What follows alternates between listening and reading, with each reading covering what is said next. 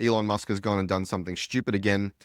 He released Grok-4, which everyone is very, very excited about. It's, exceeds, meets or exceeds every other model on all the benchmarks. I think just knowing Elon Musk, there's some bullshit going on down there. The other thing that the model was doing was sprouting anti-Semitic, racist, Nazi-supporting rhetoric on X, which was also unsurprising from Elon Musk technology. But the thing that I really wanted to talk about was that if you dig into the reasoning of this new reasoning model and you ask it for an opinion on something, one of the first things it does is it checks in with Elon Musk's tweets to see what his opinion is before giving you an opinion on the subject. The first two topics around me beating benchmarks, yeah, that's obviously good, pushes the state of the art forward. Nazi propaganda, yeah, that's obviously bad, big deal. He fixed it, he's going to patch it, but it speaks to the underlying toxic culture in that company and in his head. But this one is more interesting and more subtle.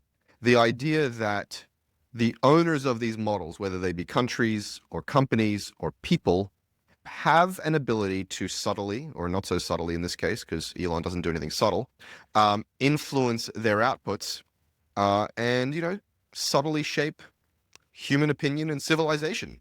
It's a threat that we've all talked about, or it's a possibility we've all talked about. And it's just a blunt instrument that Elon has applied to a problem he didn't like. Yeah, I mean, just fuck that guy, really. You said everyone's very excited about this model. I feel that only Elon fanboys are excited about this model. Most people that I have spoken to, and this is definitely my opinion, are like, there is no way in hell I would use this thing because of the clear bad faith of the person behind it, right? And this is not just like, oh, like I wouldn't drive a Tesla because I don't like Elon. This is because, as you say, this thing has been trained with this bizarre anti-woke ideology.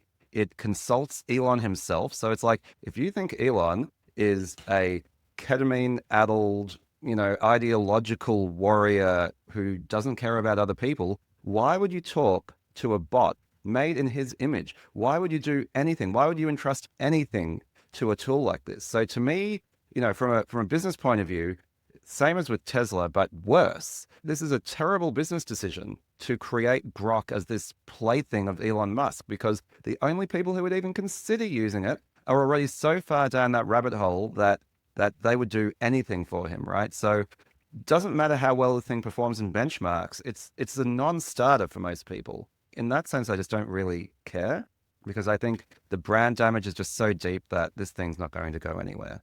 Yeah, I mean, I guess the reason they were excited about it is because on the benchmarks, at least, it seemed to blow the other models away. If I'm intuiting it correctly, it's not necessarily because the model itself is much smarter, but because they're burning a lot of tokens by spinning up many, many agents to simulate the same question over and over and then try to find some consensus. Benchmarks have already been like badly gamed, and I think over the last few months there's a consensus that benchmark performance is only loosely correlated to real world performance on these things, which is yeah. And again, when you've got a bad faith actor like Elon Musk involved, doubly so. That's what I was alluding to earlier, which is, who knows what's really going on underneath there. I really, I just don't trust the guy. Now, I want to be fair, okay? Because I think those listening to us who might be on more amenable to Elon's perspective would say, yeah, he has an ideological agenda. But his ideological agenda is the truth, or his ideological agenda is to counterbalance the woke mind virus.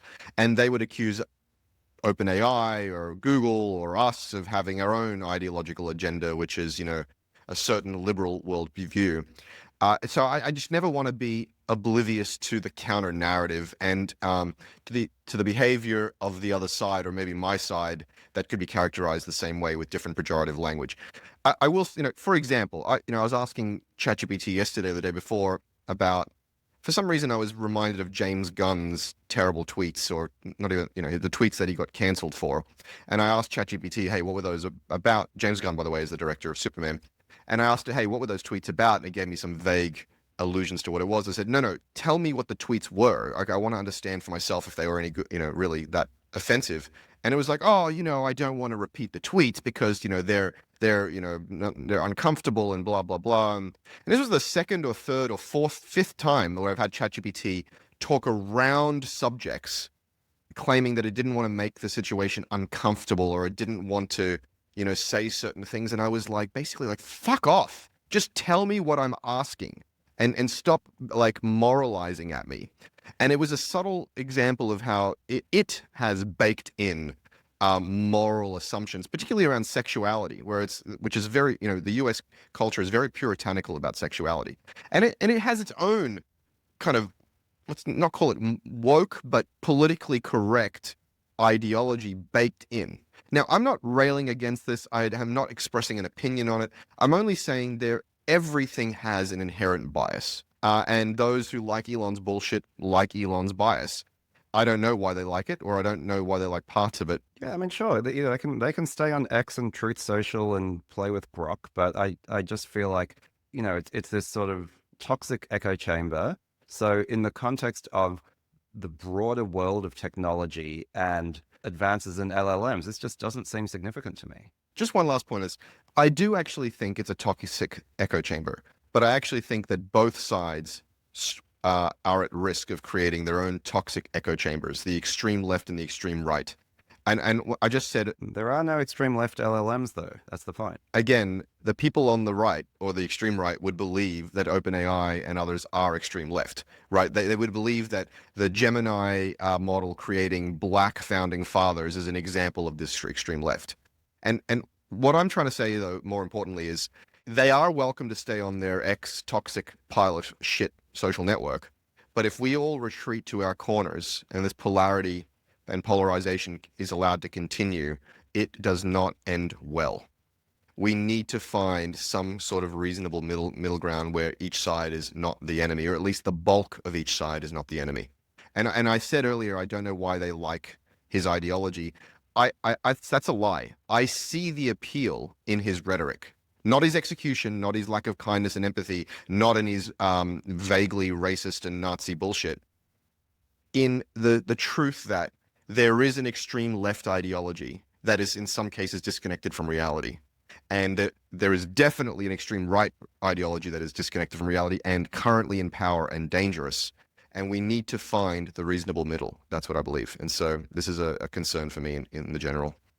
All right. Well, those are our continuing thoughts on Elon Musk and his insanity, but more importantly, on these AI models and their subtle influence over society. What do you think? Is this a nothing burger?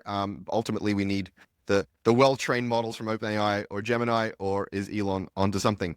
Jump down in the comments and let us know your thoughts.